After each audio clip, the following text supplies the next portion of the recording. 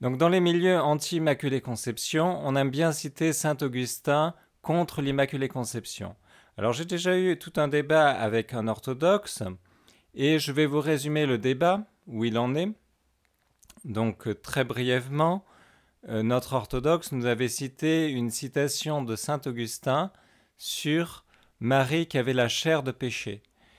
Et donc j'ai répondu à cela en disant, mais attendez, Marie qui a la chair de péché, Saint Augustin explique juste quelques lignes en dessous que la chair de péché, ça désigne la concupiscence charnelle. Or la concupiscence charnelle n'est pas le péché originel, c'est une conséquence du péché originel. Mais on sait que Marie comme notre Seigneur ont assumé des conséquences du péché originel comme la mort. Donc cela ne prouve rien. Alors je remercie notre orthodoxe parce qu'il a quand même reconnu que j'avais raison sur ce point. La dialectique entre péché et chair de péché vous promet un grand avenir dans le milieu rabbinique. Vous brillerez en yeshiva, j'en suis sûr. La première chose exacte que vous dites dans ce passage, monsieur l'abbé, est que la chair de péché est pour Augustin non pas le péché originel, mais une de ses conséquences, et qu'il s'agit dans sa lecture de la concupiscence charnelle. Maintenant, pour se rattraper, notre orthodoxe se rabat sur une autre citation de saint Augustin, qui n'avait pas cité, mais qui est très citée dans les milieux anti-Immaculée Conception. Cette citation de saint Augustin fait foi, et elle est censée faire échec au dogme de l'Immaculée Conception. Je vais donc amener la déclaration patristique qui clôt beaucoup de choses. Il s'agit du commentaire de saint Augustin sur le psaume 34. Vous pourrez trouver cela dans la patrologie latine, tome 36, et la déclaration qui va clore définitivement ce débat se trouve à la colonne 335. Vous voyez comment on donne une indication pour retrouver un passage, monsieur l'abbé, hein? Patrologie latine, tome 36, vous voyez, le titre du livre se comprend, et colonne 335. Vous pouvez aller à la page facilement. Je prends tout le passage afin que vous puissiez le savourer comme il se doit, c'est un délice de fin gourmet. Je cite Augustin. Pour moi, lorsqu'il m'interrogeait, je me revêtais d'un cilice. J'humiliais mon âme par le jeûne, et je répandais ma prière dans mon sein. Sans aucun doute, il n'y avait pas de péché dans le Verbe de Dieu. Il n'y en avait non plus dans l'âme sainte ni dans l'esprit de l'homme que le Verbe et la sagesse de Dieu s'étaient attachés en unité de personne. Il n'y en avait pas même dans son corps. Mais la ressemblance de la chair du péché se trouvait dans le Seigneur, parce que la mort n'existe du péché et son corps était certainement sujet à mourir. Si en effet il n'avait pas été mortel, il ne serait pas mort. Tu dis de quelqu'un pour désigner une partie quelconque de son corps, j'ai reconnu sa figure. En parlant d'un absent, tu dis encore, j'ai reconnu sa main, quoique tu veuilles parler non de sa main corporelle, mais de l'écriture tracée par elle. Ainsi en est-il du péché du Seigneur. Il a eu pour cause le péché, puisqu'il a pris un corps fait de cette substance, qui est devenue sujette à la mort à cause du péché. Et pour exprimer plus brièvement ma pensée, je dirais, Marie est morte à cause du péché d'Adam, parce qu'elle en était la fille. Adam est mort à cause de sa propre prévarication, et le corps du Seigneur, mis au monde par Marie, est mort pour détruire le péché. J'imagine qu'il vous faut quelques instants pour vous remettre de cela. Augustin, le docteur du péché originel, celui qui a exprimé cette réalité sombre de l'histoire humaine, nous dit ici en toutes lettres, je cite à nouveau le passage, « Marie est morte à cause du péché d'Adam, parce qu'elle en était la fille.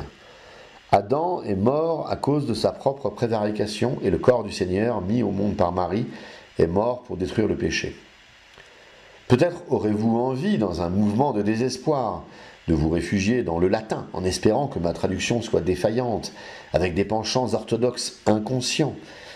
Maria ex Adam mortua propter peccatum, Adam mortuus propter peccatum, et caro domini ex Maria mortua, est propter delenda peccata.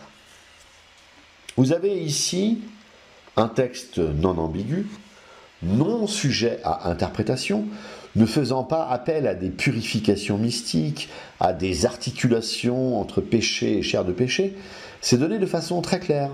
Marie est morte du péché, donc elle n'a pas été conçue en dehors de celui-ci. Je pourrais d'ailleurs arrêter la vidéo ici, car vous êtes échec et mat sur la patristique, et donc sur la tradition et sur la Bible. Mais je pense que vous allez vous accrocher à votre fonctionnement d'infaillibilité papale. Donc je rassure de suite notre orthodoxe, je n'aurai pas besoin du magistère de l'Église. Non. Là, la citation de saint Augustin, vous allez voir, me convient à merveille. Mais d'abord, je voudrais relever quelque chose dans son texte, quelque chose au pluriel. Il dit énormément de choses et pratiquement tout ce qu'il apporte est faux, y compris la référence. J'ai été très surpris de sa façon dont il a donné la référence d'une façon aussi précise, avec le latin, enfin j'avais tout, j'avais le contexte en français, j'avais le latin, j'avais la référence. Voilà, je me suis dit, mais qu'est-ce que ça cache? Pourquoi autant de précision tout d'un coup, ça ne lui ressemblait pas? Alors, je suis allé vérifier, figurez-vous. Et je suis allé vérifier, j'ai regardé la colonne n'était pas la bonne. Alors quand c'est comme ça, vous dites qu'il s'est trompé de colonne. Vous regardez une colonne avant et vous lisez la colonne d'après.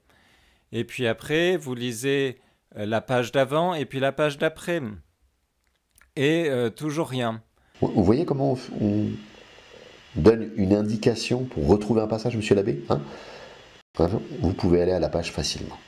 Donc là, il ne faut pas être avare de son temps parce que ce sont quand même des pages encyclopédiques en latin, hein. Et donc j'ai repris quantité de passages, etc.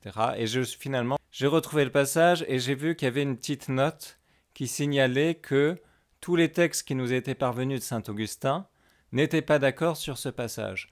Alors vous savez que les textes des pères, ça a fait comme les textes de la Sainte Écriture, c'est-à-dire on a les copies de copies de copies, hein. On n'a pas forcément les originaux. Et donc ces copies, eh bien, quand on les compare, parfois il y a des petites divergences. Et là, Migne prend soin de nous dire, attention, je n'ai pas trouvé la même version dans toutes les copies de copies. Et donc, faites attention, les manuscrits ne sont pas d'accord entre eux, on ne sait pas trop ce qu'a dit saint Augustin. Donc déjà, ça c'était important à souligner, hein. Mais bon, je sais ce qu'il va me répondre, que les autres, ce sont des falsifications, ou etc., etc. Bon, toujours des choses sans preuve. Enfin, quoi qu'il en soit, admettons, parce que finalement, la citation me va très bien comme ça. Alors, il me dit aussi que sa traduction est bonne. Autre chose, alors, il m'a dit que la référence était bonne, elle n'est pas bonne. Il m'a dit que la traduction était bonne, elle n'est pas bonne. Dans sa traduction, il traduit « Marie, fille d'Adam ». Alors que c'est Marie tirée d'Adam. Alors vous me direz, bon, elle est aussi fille d'Adam, ça je ne le conteste pas, mais saint Augustin est censé ici parler du péché originel selon notre orthodoxe, et pourquoi pas, mais il faut être précis. La filiation connote l'hérédité, hein, il connote l'héritage, alors que le fait que Marie soit dite tirée d'Adam, ça atténue les choses, hein, de façon... par exemple, le papier est tiré du bois, mais n'est pas fils du bois. Bon. Donc, la filiation connote l'héritage, etc., soyons précis. Bon, c'est un détail, bon, mais quand même. Alors, ensuite, la traduction, je dois dire, en dehors de ça, n'aide pas beaucoup. Donc, je propose, moi, cette traduction-là, qui colle le plus proche possible au latin. Marie, tirée d'Adam, est morte à cause du péché. Adam est mort à cause du péché. La chair du Seigneur, tirée de Marie, est morte à cause des péchés devant être effacés. Pour interpréter ce texte, il convient à la fois de voir les ressemblances et les différences. Alors commençons par les ressemblances. Elles sont manifestes. Il y a trois personnages fameux, hein, exceptionnels, Adam, Marie et notre Seigneur. Voilà. Ensuite, les trois, eh bien, sont morts, hein. Adam est mort, Marie est morte et le Christ est mort. Et puis, troisième ressemblance, ils sont morts pour la même raison. Ils sont morts à cause du péché. Maintenant, voyons les différences. Il convient maintenant de voir les différences pour se faire une opinion de ce texte. Alors il y a une différence qui saute aux yeux, c'est que pour le Christ, il est dit qu'il est mort propter peccata. Donc il est mort propter peccatum, mais le mot peccatum est au pluriel en latin. Donc c'est peccata, propter peccata. Il est mort en raison des péchés, et non pas simplement en raison du péché. Deuxième chose, il est mort en raison du péché delanda, devant être effacé. Voilà. Donc le Christ, il y a cette mention qui le range dans une catégorie à part. Donc ici, en regardant cette première différence dans ce texte, on voit qu'il y a deux catégories. La catégorie où il y a Adam et Marie, et puis la catégorie où il y a le Christ. Voilà. Et Adam et Marie sont dans la même catégorie parce que c'est propter peccatum, donc il y a cette allitération de Saint Augustin, propter peccatum, et le Christ c'est dans une catégorie à part, propter delanda peccata. Voilà. Ici, nos adversaires crient victoire. Et la déclaration qui va clore définitivement ce débat. Parce qu'il y a deux catégories, et Marie est dans la même catégorie qu'Adam. Mais en fait, ce qu'ils ne voient pas, c'est que oui, il y a deux catégories, je viens de le dire, mais il y a une autre différence qui fait qu'il y a trois catégories. Voilà. Alors, quelle est cette autre différence ? Eh bien, il suffit de lire le latin, il suffit de lire, de se rendre compte des choses.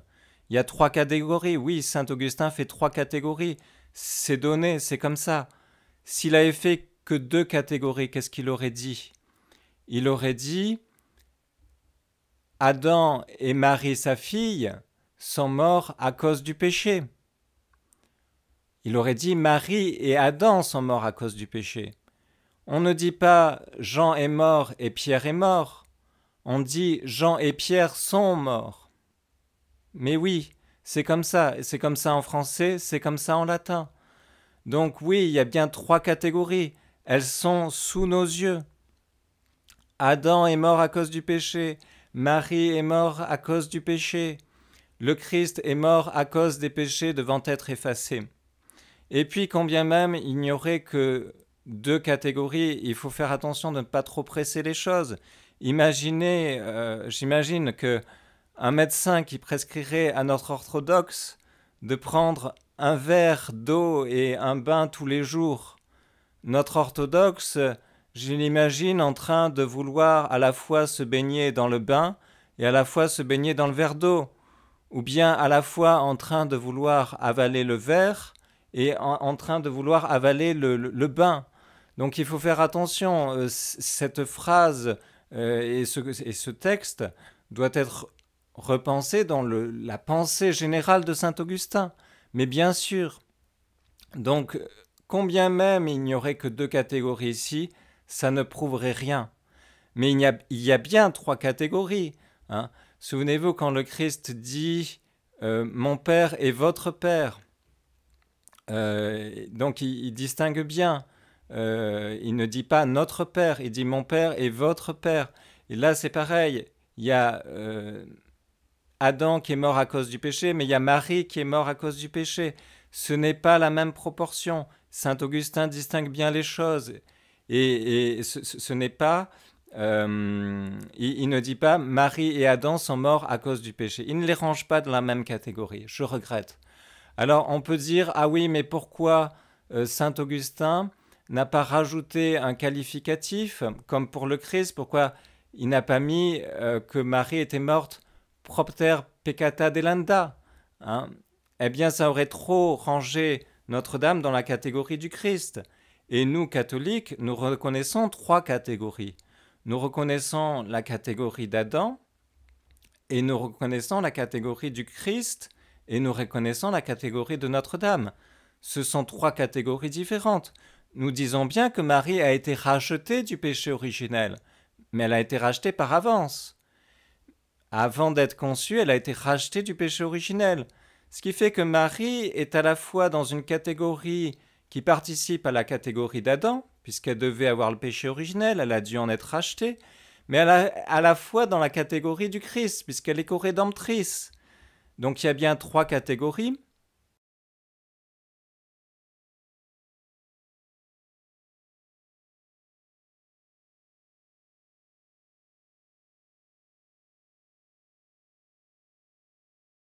Alors on pourrait dire, ah oui, mais pourquoi dans ce cas, il n'est pas rajouté des termes pour Marie qui la distinguent davantage d'Adam?